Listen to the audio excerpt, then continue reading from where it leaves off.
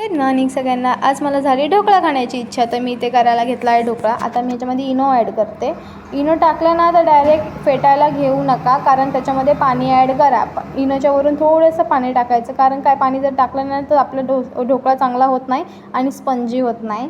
त्याच्यामुळे मी तर पाणी ॲड केलं, त्याच्यानंतर फेटायला घेतलं. आणि तुम्हाला एक मी सांगू का, ह्या बॅटरमध्ये मी ऑलरेडी लसूण, मिरची, हळद, मीठ आणि थोडासा सोडा आणि चवीनुसार साखर पण टाकली होती बरं का. त्याच्यानंतर माझं बॅटर बघायचं तुम्ही कसं मस्त असं फुगलं होतं, किती असं क्रीमी असं मस्त झालं होतं. चला आपण याला एका टोपामध्ये काढून घेऊ.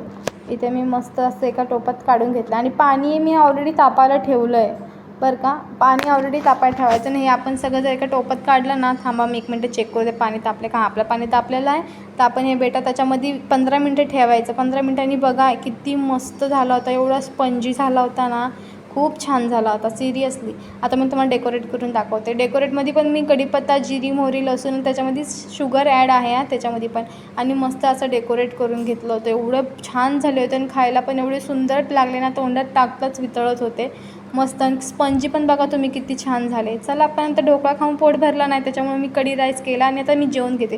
तुम्ही प्लीज चॅनलला सबस्क्राईब करा, लाईक